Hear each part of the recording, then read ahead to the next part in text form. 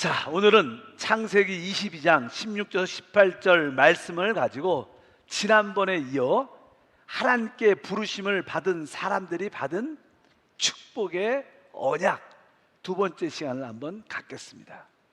하나님께 우리 모두는 다 부르심을 받았습니다. 하나님께서 부르신 모든 자들에게 하나님은 그분의 약속, 언약을 주십니다. 우리와 함께 언약을 맺으신 그 하나님은 바로 우리의 모든 것이 되시는 여호와 하나님이시고, 바로 그분은 영광의 하나님이십니다. 바로 우리의 모든 것이 되시는 여호와 하나님과 그 영광의 하나님이 우리 가운데 놀라운 언약을 주십니다. 사실 하나님이 우리를 부르셔서, 하나님이 우리를 부르셨다는 것은 우리에게 말씀하셨다는 거예요. 하나님이 말씀하셨다는 뜻은 그분이 우리에게 나타나셨다는 거예요. 그분의 말씀하심이 있다는 것은 그분의 나타나심을 우리가 체험한 것입니다.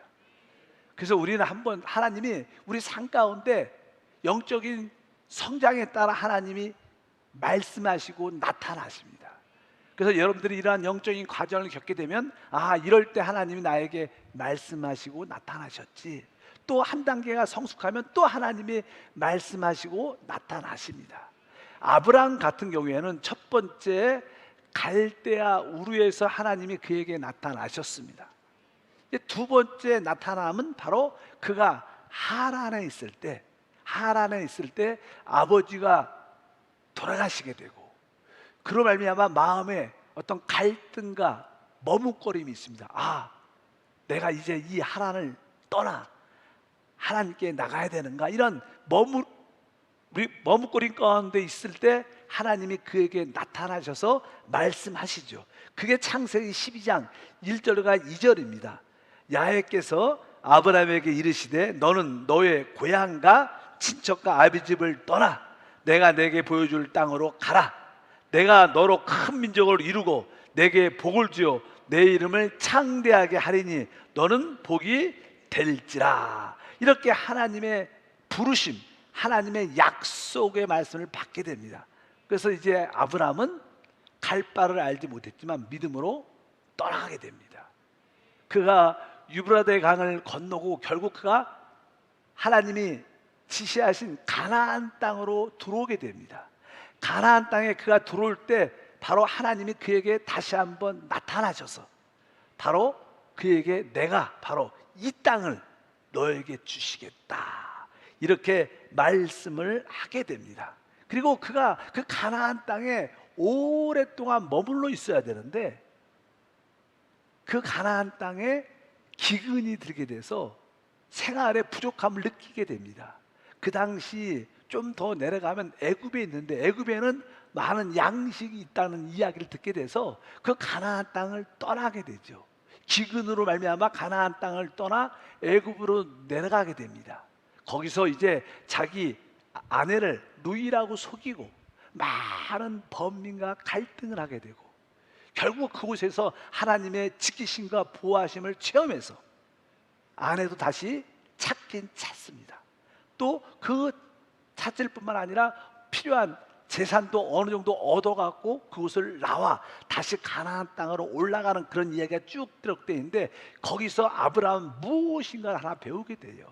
그 애굽에서 자기 아내를 팔았다고 표현한 게 낫죠. 이 팔아서 생활을 유지한다는 게 그렇게 편치 않는 마음이었을 것입니다. 그리고 마음에 느낀 것이, 내가 그때 그냥 하나님이 주신 그 가나안 땅에 기근이 들어도 그냥 끝까지 머물러야 되는데 괜히 나의 생계의 필요를 위해서 애굽에 내려갔다가 내가 이렇게 마음고생, 마음의 갈등과 범민을 하는구나. 그러면서 이 모든 나의 필요는 하나님이 채워주시는 건데 내가 구하는 게 아닌데, 그런 어떤 깊은 공가를 배우게 되죠.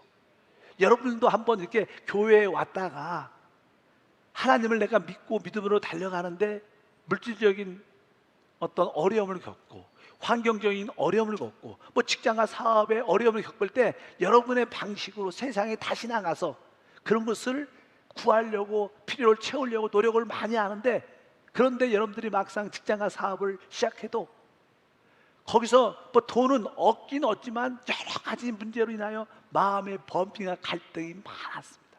야, 그럴 때 여러분 느끼죠, 마음속에. 아, 내가 교회를 떠나는 게 아닌데, 내가 세상으로 내려오는 게 아닌데, 그러면서 많은 어려움을 겪고 다시 하나님께 돌아오는 그런 개인적인 신앙의 체험이 다 있습니다. 왜? 아브라함은 우리와 똑같은 그런 체험을 다 했기 때문에 그렇습니다. 바로 아브라함은 바로 우리에게 그러한 모습을 보여주는 줄 믿습니다. 그래서 이제 다시 하나님이 지시하는 그 가나안 땅에 다시 올라가서 거기서 이제 제단을 쌓게 되죠. 이제 그곳에서 이제 머무를 때 하나님의 축복이 나타납니다. 축복이 나타나서 점점점 소와 양들이 많아집니다. 거기에 이제 아브라함이 있고 조카 롯이 있는데, 이 아브라함의 목자와 롯의 목자들이 서로 좋은 땅을 가지려고 서로 자꾸만 다투니까 이제 아브라함이 롯을 불러서 말하죠. 너하고 나는 골육 친척이 아니냐. 우리가 같은 형제인데 이런 것 때문에 싸워서는 되겠느냐. 싸우는 게 그렇게 합당치 아름답지 않다. 롯아, 네가 먼저 선택해서, 네가 기름진 땅이 있다면 네가 먼저 선택을 하라. 나머지 내가 나의 땅을 선택하겠다. 왜? 그는 애굽에 내려가서 배운 게 있어요.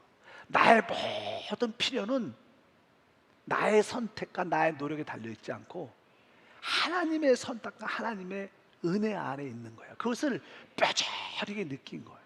그렇기 때문에 롯아, 네가 먼저 선택하면, 네가 좌하면 나는 우로 가겠다. 네가 만약에 우쪽으로 가면 내가 좌쪽으로 가겠다. 네가 먼저 선택하라. 왜? 아브라함 마음속에는 참된 축복은 나의 선택이 있지 않고 하나님께 있어. 난 모든 것을 하나님께 맡겼어. 그러니까 이 롯은 이제 자기 눈에 보이는 소돔 근처에 땅이 아주 비옥하니까 그쪽 땅을 선택해서 그쪽으로 나갑니다. 그래서 드디어 이제 아브라함과 롯이 갈라지게 되죠. 원래 하나님께서 두 번째 나타나실 때 이렇게 아브라함이 말씀, 너는 고향과 친척과 아비집을 떠나라, 이렇게 말합니다. 뭐 고향을 떠나고 친척집도 떠났지만 그 아비집이라는 것은 그 형의 모든 아들까지도 다 벗어난다는 거예요. 오직 아브라함과 자기 부인 사라만 같이 오는 거예요. 그 조카는 왜? 아브라함에게는 자식이 없었기 때문에 혹시 이 조카가 내 자식이 돼서 나를 지키고 이끌어갈 수 있어, 그런 생각으로 아마 롯을 데리고 갔을 것입니다. 근데 갈등과 어려움이 많이 있었겠죠. 그래서 결국 하나님의 약속대로 이제 아비집을 떠난 조카 롯도 헤어지는 그런 과정을 겪게 됩니다. 그래서 성경에 보면 이제 아브라함이 롯과 헤어질 때 하나님이 다시 한번 그를 만나죠. 창세기 13장에 14절부터 읽어보니까 롯이 아브라함을 떠난 후에 이렇게 막혀요. 원래 하나님은 뭐예요? 아비집을 떠나라 해서 원래 롯과 헤어지는 게 하나님의 뜻이었어요. 오직 믿음은 부르심을 받은 자들만 가는 겁니다. 그래서 이제 롯이 아브라함을 떠난 후에 야훼께서 아브라함이 이르시되 너는 눈을 들어 너 있는 곳에서 북쪽과 남쪽과 그리고 동쪽과 서쪽을 바라봐라. 보이는 땅을 내가 너와 내 자손에게 주리니 영원히 이룰 것이다. 이렇게 하나님이 또 한 번 나타나셔서 축복의 언약의 말씀을 확인시켜 주시는 줄 믿습니다. 하나님이 어떤 언약, 어떻게 나타나셨어요? 바로 롯을 떠내 보낼 때 나타나셔요. 여러분도 하나님 말씀에 온전히 순종할 때 하나님이 나타나셔서 우리에게 예비하신 축복을 확인시켜주는 그런 은혜와 축복이 함께할 줄 믿습니다. 그래서 아브라함은 좀 더 하나님과 영적으로 깊은 곳에 가서 하나님을 섬기는 그런 체험을 갖게 되죠. 이것이 지난주에 이야기한 내용들이에요. 이제 오늘은 이제 롯 이야기가 나옵니다. 롯이 소돔 아주 근처에 아주 비옥한 땅에 가서 아주 소와 양들을 치면서 잘 살고 있었는데, 근데 그 소돔 주변에는 여러 왕들이 겹쳐 사기 때문에 서로 전쟁이 있게 돼요. 그래서 주변 몇몇 왕들과 소돔 왕과 전쟁이 나게 됩니다. 전쟁을 하다 보니까 결국 그 주변에 살고 있는 롯도 열리게 되게 되고 결국 어떠한 왕에게 포로가 돼갖고 잡혀가게 돼요.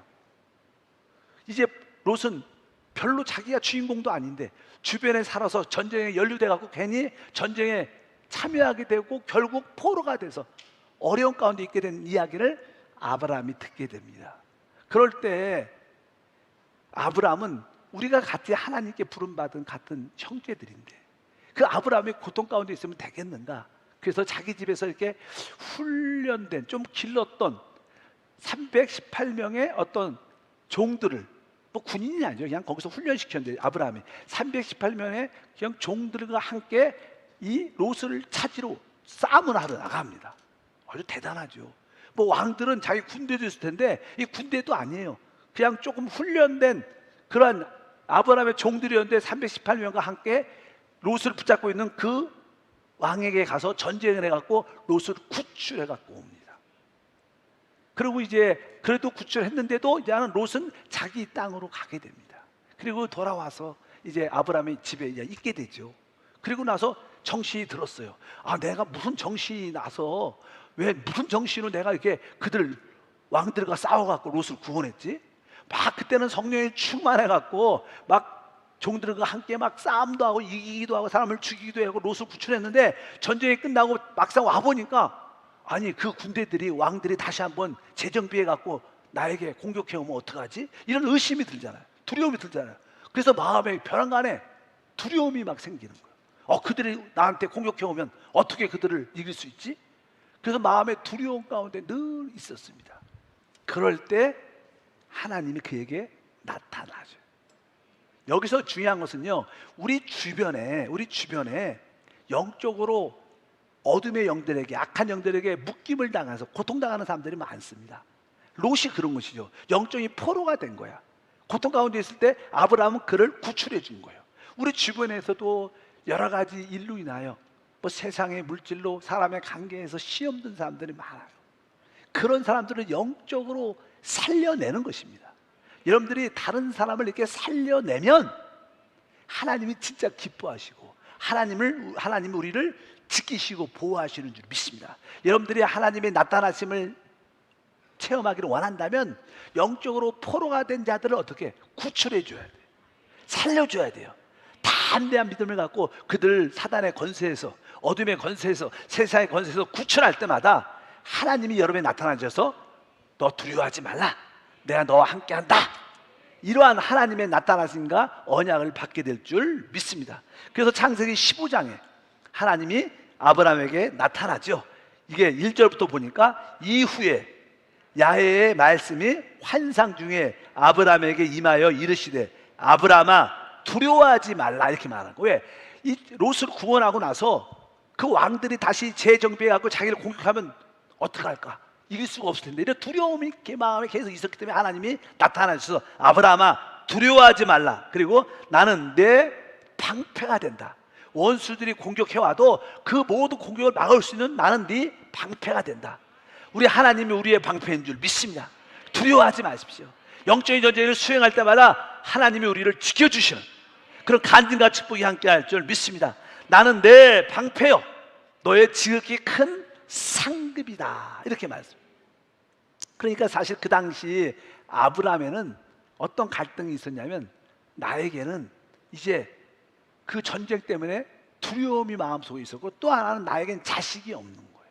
내가 이렇게 많은 가축과 재산이 있어도 이 물려줄 자식이 없으니까 얼마나 슬프겠습니까? 그래서 이제 자식이 없으니까 내가 혹시 죽으면 이 모든 자산을 내 다메섹에서 오다가 아주 얻은 한 사람의 종이 있는데 그 종이 아주 충성스럽고 아버지처럼 아브라함에게 잘합니다. 그래서 뒤에 보니까 써 있어요. 2절에 아브라함이 이르되 주 여호와여 무엇을 내게 주시나이까 하나니까 나는 자식이 없사오니 나의 상속자는 이 다메섹 사람 엘리에셀이니이다. 그러니까 다메섹에서 한 사람을 이렇게 얻게 됐는데 종이죠, 종. 근데 그 엘리에셀이 얼마나 아브라함에게 잘하는지, 아들처럼. 그래서 이 사람을 내 아들로 상속자로 삼아야겠다, 이렇게 말을 하게 됐죠, 하나님께. 그러니까 하나님께서 아니다. 그리고 이제 4절부터 읽어보자 써 있습니다. 야훼의 말씀이 그에게 임하여 이르시되 그 사람이 내 상속자가 아니라 내 몸에서 날 자가 내 상속자가 되리라 하시고, 바로 주님은 네 몸에서 날 아들이 있을 텐데 그가 상속자가 될 것이다. 그리고 5절에 그를 이끌고 밖으로 나가 이르시되 하늘에 우러러 무뼈를 셀 수 있나 보라.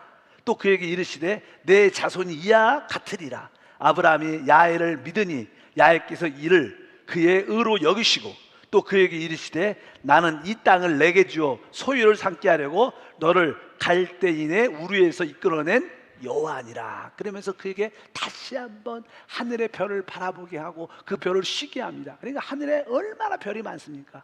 그래서 이 별 속에 내가 있는지, 내가 별 속에 있는지 와 이렇게 환상 가운데 보니까 야 진짜 저 별처럼 내 아들들이 있을 거야, 이렇게 믿어지는 거예요.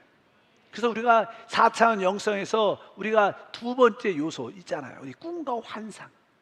이 꿈을 늘 바라보면 그 영적인 꿈이 바로 우리를 이끌고 갑니다. 꿈이 있어야 돼요. 영적인 꿈, 하나님의 꿈을 갖는 성도가 되기를 주님으로 축복합니다. 그러니까 믿음이 생기죠, 아브라함에. 그래서 하나님이 그 믿음을 의로 여셨다. 그 이 땅을 바로 너에게 줄 것이다, 하나님이 말씀하신 줄 믿습니다. 이러한 놀란 약속을 받았어요.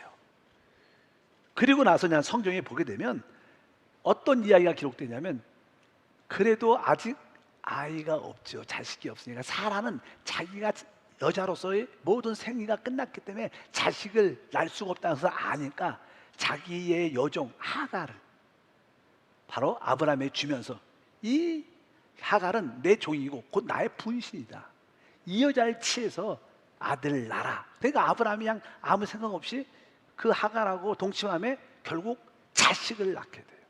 이스마엘을 낳겠죠. 이것은 하나님이 약속하신 믿음의 아들이 아니라 자기 육신의 힘으로 난 육체의 아들이라는 거예요.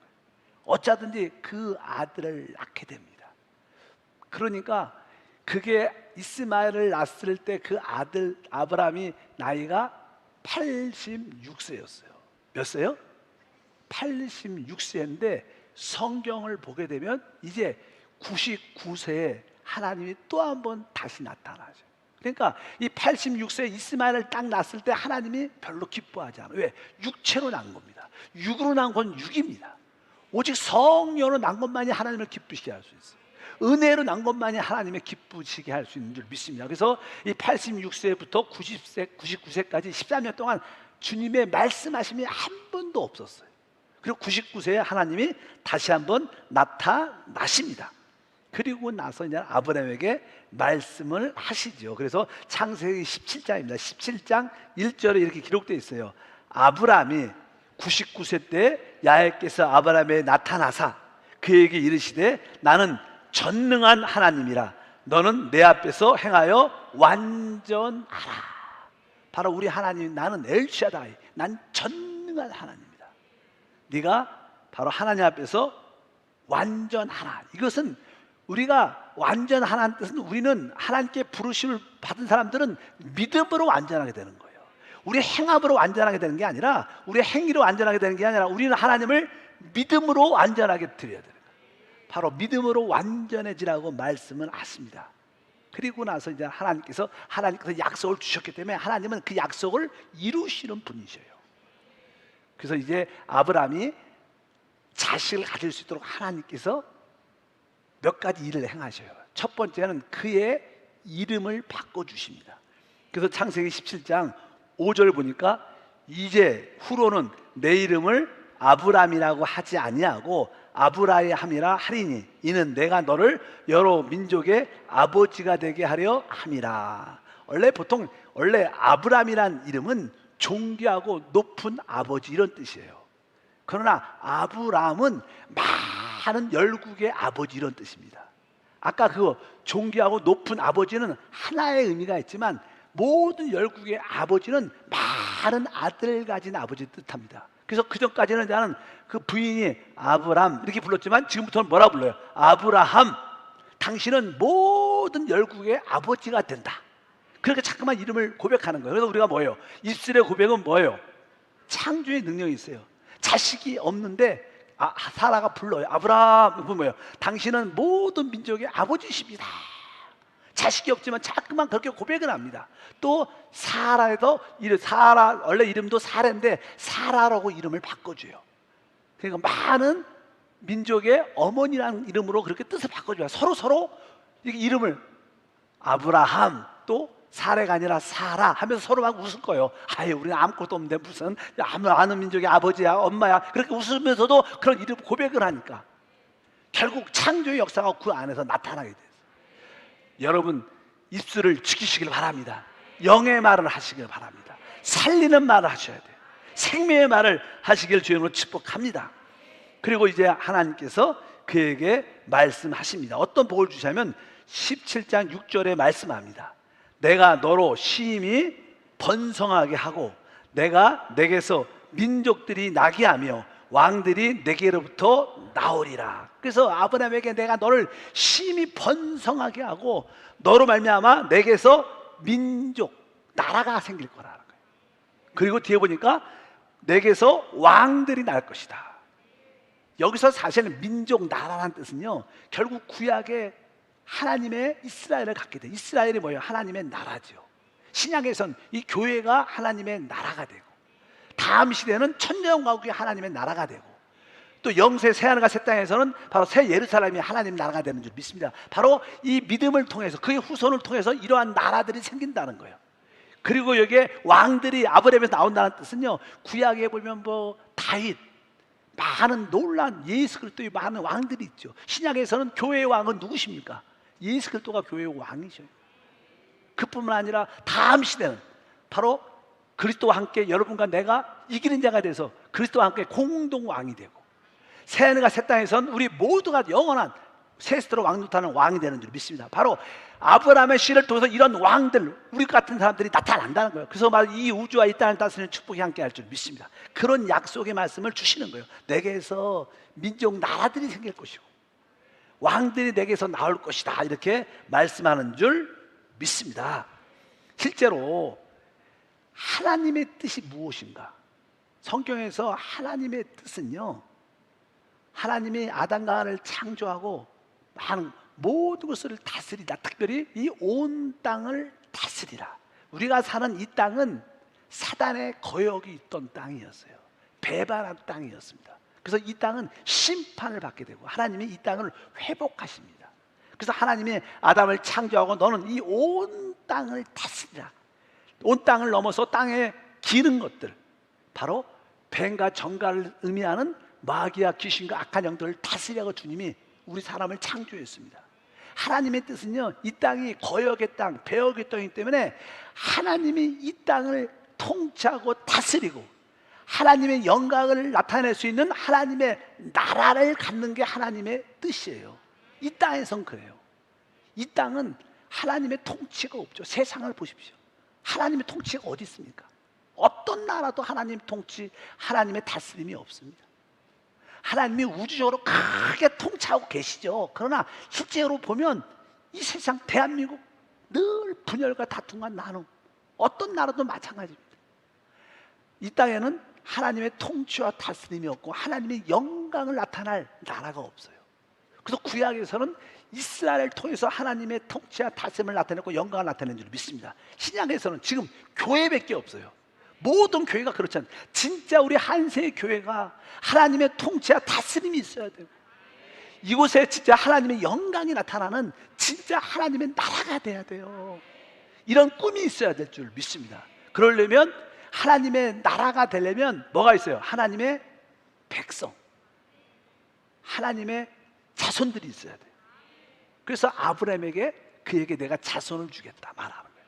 왜? 그 자손을 통해서 하나님의 통치가 이루어지는, 다스려지는 하나님 영광이 나타나는 그런 나라를 가질 수 있기 때문에 하나님 나라가 구성되려면 거기에 백성들, 하나님의 부르심을 받은 백성들이 있어야 되고 또 한편적으로 뭐가 있어야 돼요?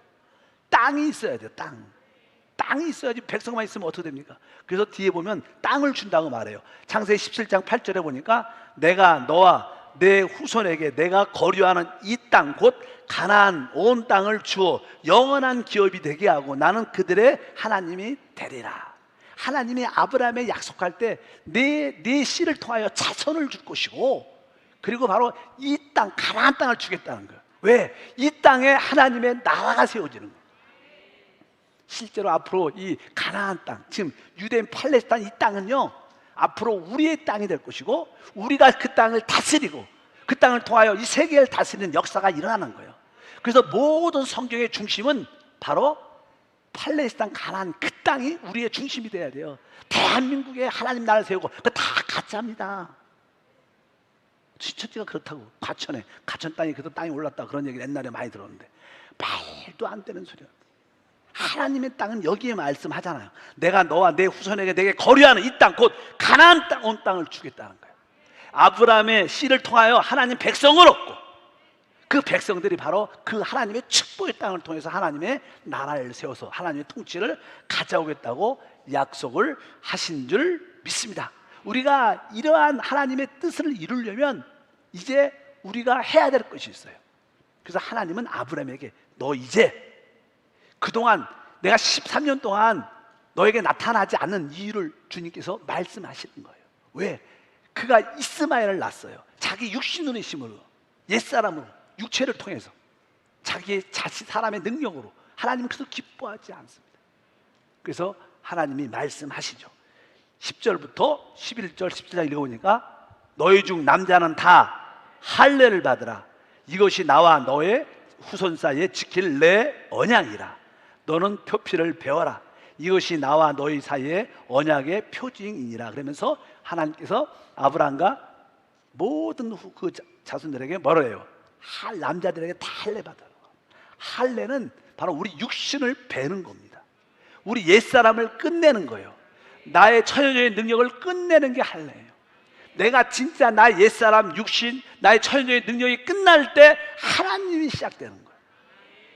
진짜 아브라함과 사라가 내 육신, 내 옛사람, 내 천연력이 끝났습니다 하고 진짜 그것을 체험하니까 하나님이 역사해서 그에게 아들이 생기는 거예요. 하나님의 역사는 이렇게 일어난다. 여러분들의 모든 육신과 옛사람과 천연적인 능력이 하나님의 할례로 끝나길 축복합니다. 그래서 마음속 깊은 곳에 나는 끝났습니다. 나는 끝났습니다. 이렇게 고백할 때 하나님이 나타나셔서 그분이 부활의 역사를 우리 가운데 베푸심을 믿습니다. 그래서 이제 아브라함은 이런 약속을 딱 받게 되죠. 그리고 이제 하나님과 좀 더 깊은 단계에 올라갑니다. 영적으로. 전에는 하나님이 내가 너의 방패로, 나의 전능한 하나님으로, 내가 엘샤다의 하나님으로, 전능한 자로 하나님이 나타나셨는데 이제 성경을 쭉 읽어보면 18장에 가게 되면 하나님이 아브라함에게 친구로 나타나요. 보스로. 그것은 진짜 하나님과의 깊은 교제가 있다는 거예요. 우리들도 이렇게 하나님 전능하신 하나님, 능력의 하나님, 기적의 하나님 이렇게 기도를 막 하죠. 그 다음에 여러분들이 더 성령에 충만해지고 더 하나님과 깊어지면 진짜 그분을 어떻게 느껴요? 친구처럼 느껴요. 아주 그건 친밀한 교제가 있다는 거예요. 그래서 하나님이 아브라함에게 친구로 나타나셔서 아브라함과 같이 식사도 하고 대화 가운데 놀라운 비밀들을 말씀하시죠. 특별히 사라에게 내년 이맘때에 너에게 아들이 있을 것이다. 또 한편적으로 이 롯이 살고 있는 소돔에 하나님의 심판이 임할 것이다. 놀란 두 가지 사실을 가르쳐 주셔요. 그런 내용들이 쭉 기록되어 있는 것을 우리가 알 수 있습니다. 그리고 실제로 성경을 보게 되니까 그 다음 해 이 사라가 진짜 임신을 해서 그 아이를 낳게 되는 진짜 기적 같은 기적이 드디어 일어나는 줄 믿습니다. 그래서 창세기 21장 1절부터 5절에 보면 이렇게 말씀이 기록되어 있습니다. 야훼께서 말씀하신 대로 사라를 돌보셨고 야훼께서 말씀하신 대로 사라에게 행하셨으므로, 여기 보니까 계속 하나님이 말씀하신 대로, 아멘, 하나님이 말씀하신 대로 다, 하나님이 우리에게 언약의 약속을 말씀을 주시면 그 말씀은 반드시 일어나요. 그것이 우리의 때가 아니라 하나님 때 다 이루어지게 됐어요. 그래서 야훼께서 말씀하신 대로 사라를 돌보셨고 야훼께서 말씀하신 대로 사라에게 행하셨으므로 사라가 임신하고 하나님의 말씀하신 시기가 되어 노년에 아브라함에게 아들을 낳으니 아브라함이 그에게 태어난 아들 곧 사라가 자기에게 낳은 아들을 이름하여 이삭이라 하였고 그 아들 이삭이 난 지 8일 만에 그가 하나님의 명령하신 대로 할례를 행하였더라. 아브라함이 그의 아들 이삭이 그에게 태어날 때가 100세라. 그러니까 100세에 아브라함이 아들을 갖게 되는, 하나님께 75세에 부름받아가고 25년이 지나서 하나님의 약속이 이루어지는, 우리는 한 달만 지체가 돼도 하나님 빨리 한 달만 지체가 되고 1년만 지체되면 아우 난 포기했어요 이렇게 할지 모르잖아. 아브라함은 끝까지 믿음을 붙잡고 약속을 붙잡고 나가니까 결국 하나님의 약속이 이루어지는 기적과 축복이 함께할 줄 믿습니다. 놀란 역사가 일어났죠. 그리고 그냥 그 이삭이 자랍니다. 아마 나이가 한 18살에서 한 20세 청년쯤 됐을 때 하나님이 아브라함에게 다시 한번 나타나셔요. 그리고 최고의 영적인 단계로 이끕니다. 그러면서 성경은 이렇게 말씀하십니다. 22장입니다. 1절과 2절을 보니까 그 일 후에 하나님이 아브라함을 시험하시려고 그를 부르시되 아브라함아 하시니 그가 이르되 내가 여기 있나이다. 야훼께서 이르시되 내 아들 내 사랑하는 독자 이삭을 데리고 모리아 땅으로 가서 내가 내게 일러준 한 산 거기서 그를 번제로 드리라. 아주 이게 마지막 어떤 아브라함의 믿음을 테스트하는 것입니다. 하나님은 우리에게 이삭도 주시지만, 하나님의 은사를 주시지만, 또 하나님은 종종 주신 그 은사를 나를 위해서 번제로 드리라고 할 때가 꼭 있습니다. 이 단계가 사실 나는 마지막 신앙의 단계이죠. 우리는 하나님이 다양한 축복들 주십니다. 건강도 주시고 물질도 주시고 자식도 주시고 부유함도 주십니다. 지혜도 주십니다. 다 은사들이죠. 근데 다시 주신 것을 하나님이 다시 나를 위해서 버려라, 나를 위해서 내려놓으라고 그럴 때가 있어요. 그럴 때 우리는 대부분 원망과 불평, 하나님 주실 때는 언제 하고 또 달라고는 왜 달라집니까? 또 혹은 야 이것은 귀신의 소리야, 주면 안 돼, 더러운 귀신아 빨리 가라, 이렇게 우리가 받은 것을 놓지 않으려고 많이 합니다. 그러나 하나님이 주신 은사보다 하나님이 우리에게 주신 것은 하나님 자신이에요. 선물을 너무 붙잡으면 안 됩니다. 우리는 하나님 자신을 붙잡고 있으면 모든 선물은 내려놓을 수도 있어야 돼요. 그래서 결국 이 아브라함은 3일길을 걸어서 그 이삭을 데리고 갑니다. 그리고 마지막 그 지시한 산에 올라가서 이제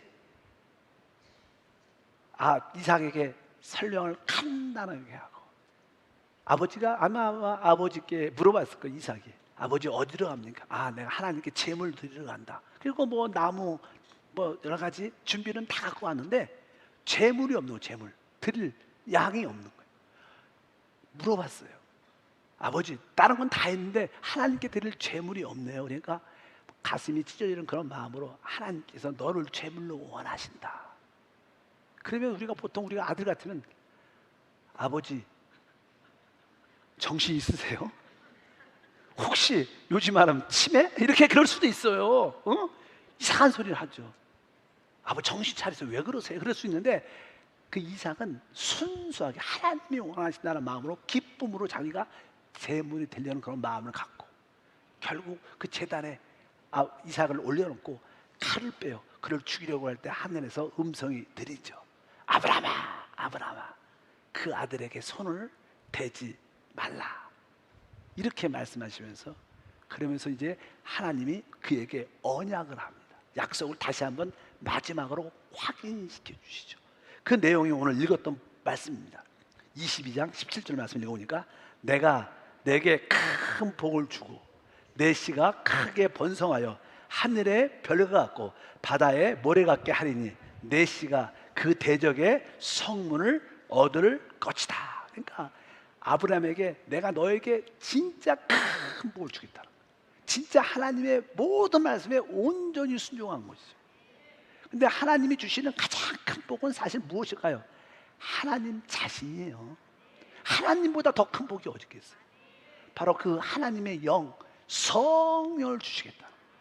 그 성령을 통해서 우리는 원수를 이렇게 이길 수 있는, 원수의 문을 깨트릴 수 있는 승리의 역사가 함께할 줄 믿습니다. 그래서 여기서 하나님이 주시는 가장 큰 복은 사실 성령이라고 신약 성경에 말씀합니다. 갈라디아서 3장 14절을 보니까 이는 그리스도 예수 안에서 아브라함의 복이 이방인에게 미치게 하고 또 우리로 하여금 믿음으로 말미암아 성령의 약속을 받게 하려 함이라. 아브라함의 복이 무엇인가? 그것은 바로 성령의 약속입니다. 성령이 하나님 자신이기 때문에 바로 하나님께서 내가 너에게 큰 복을 주고 바로 네 씨가 번성하게 돼서 하늘의 별, 하늘의 별은 영적인 하나님 백성들, 영적인 바로 교회이죠. 여러분과 저는 하늘에 속한 바로 하늘의 별과 같은 영적인 백성이고, 또 바다의 모래는 땅의 백성은 이스라엘입니다. 근데 레벨이 달라요. 이스라엘은 땅의 백성입니다. 그러나 우리는 뭐예요? 하늘의 백성. 우리는 뭐가? 그리스도의 신부가 되는 자, 왕권을 갖고 있는 거예요. 그러나 이 땅의 백성은 제사장들이 되는 거예요. 바로 그들은 다른 민족들을 하나님을 잘 섬길 수 있도록 그런 직분을 갖고 있지만, 우리는 하늘의 별처럼 그리스도와 함께 왕이 돼서 다스리는 그런 축복을 우리 모두가 갖게 될 줄 믿습니다. 17절에 똑같은 말씀이라고 말씀 기록되어 있어요. 바로 대적의 성문을 차지할 것이다. 그래서 그리스도께서 바로 마귀의 권세를 깨트리고 음부의 권세를 깨트리는 그런 역사를 주시겠다고 말씀하셨습니다. 그리고 18절 말씀을 다 같이 읽어보니까 또 내 씨로 말미암아 천하 만민이 복을 받으리니 이는 내가 나의 말을 준행하였음이니라 하셨다 하라. 이제 여기서 이제 내 씨로 말미암아, 이 씨라는 단어는 단수예요. 단수. 그러니까 아브라함에게서 많은 후손이 있는 것처럼 보이지만 아브라함에서 날 딱 한 씨가 있는데 그가 누구예요? 그리스도라는 거예요. 바로 이 그리스도를 통해서 모든 민족이 구원을 받는 최고의 복이죠. 영생을 얻는 그런 복이 모든 민족에게 이루어짐을 믿습니다. 바로 이것이 바로 하나님께서 이삭을 바칠 때 하나님의 아브라함에 주신 마지막의 언약입니다. 이 언약은 바로 우리에게도 동일할 거예요. 바로 여러분에게도 종종 하나님이 그러한 이삭을 나를 위하여 번제로 드리라고 할 때가 있을 거예요. 그럴 때마다 여러분들이 하나님을 신뢰하고 죽은 자를 살리실 바에 없는 것을 인천으로 부르시는 창조의 하나님을 믿고 믿음으로 죽으면 죽겠다 하고 나가면 부활의 영광을, 아주 최고의 큰 복을, 또 대적의 문을 정복하는 그런 역사도 우리 모두가 갖게 될 줄 믿습니다. 바로 하나님은 우리를 부르셨습니다. 우리의 영적인 성장이 있을 때마다 여러분들은 제대로 한 단계씩 탁탁 올라갈 때마다 하나님은 나타나셔서 그 약속을 확인해 주시고 그 약속을 더 분명하게 보여주셔서 바로 하나님의 영광을 나타내 주셔요. 하나님은 이 마지막 때 아까 말씀드린 하나님의 뜻이 무엇입니까? 하나님은 이 땅에서 하나님의 뜻을 행하고 하나님의 통치와 다스림이 있고 하나님의 원수를 처리하고 하나님의 영광을 나타나는 그러한 나라를 갖기 원하죠. 나라가 있으려면 바로 그 후손, 아브라함의 후손이 있어야 돼요. 백성들이 있어야 되고 땅도 있어야 돼요. 바로 아브라함의 믿음의 모든 후손들이, 믿음의 사람들이 바로 하나님 나라의 백성들이고, 바로 그 땅은 말씀하신 대로 바로 하나님이 예비하신 그 가나안 땅입니다. 하나님은 다시 그 땅으로, 그 땅에서 갈라산에서 올라가셨기 때문에 그 땅으로 다시 오셔서 그 땅을 중심으로 해서 통치의 역사가 일어나요. 그러니까 우리는 하늘에 속해서 그리스도와 함께 그 땅을 중심으로 해서 이 세계를 다 다스리는 역사가 우리 안에 있을 것이다. 그럴 때 이 땅이 어떻게 진짜 회복되는 거예요. 우리가 사는 이 땅은요, 거역의 땅입니다. 우리가 사는 이 땅은 배역의 땅이고 사단의 땅입니다. 하나님 이 땅이 온전히 회복되길 원해요. 그러려면 주님이 다시 오셔야 돼요. 지금은 부분적으로 교회가 하나님의 통치와 다스림과 영광을 나타내죠. 부분적으로. 그러나 주님이 다시 오실 때 이 땅을 완전히 얻으실 겁니다. 그분이 완전히 통치하고 다스릴 거예요. 그럴 때 하나님의 뜻과 목적이 이 땅에서 이루어질 것입니다. 하나님이 창조의 모든 목적, 온 땅을 다스려라. 이 땅이 하나님에 의해 다스려지고 통치되고 하나님의 영광이 나타나고 하나님이 표현되고 하나님을 대표하는 그러한 땅이 될 줄 믿습니다. 그래서 우리는 이 땅에 관심을 많이 가져야 돼요. 속히 이 땅이 하나님의 나라가 되게 하소서. 우리 주기도문에도 보면 뭐라고 써 있어요? 나라가 임하시오. 하나님, 이 땅에 하나님 나라가 속히 임하기를 끊임없이 기도하는 게 최고의 기도인 줄 믿습니다. 이 땅에서 하나님의 완전한 통치, 이 땅에서 주님의 이름만이 거룩히 연결받게 도와주시옵소서. 이 땅에서 이제 사단의 뜻이 아니라 하나님의 뜻만 이루어지게 도와주시옵소서. 그런 믿음을 가져야 될 줄을 믿습니다. 기도하겠습니다. 하나님 아버지 감사합니다. 다시 한번 믿음으로 주님을 찬양하며 기뻐합니다. 하나님께서 부르신 모든 자들에게 하나님께서 우리에게 언약, 약속의 말씀을 주셨고, 우리가 그 말씀에 순종해서 그 말씀을 이루어갈 때마다 하나님 우리에게 나타나서 다시 한번 확인하시고 축복을 누리게 하십니다.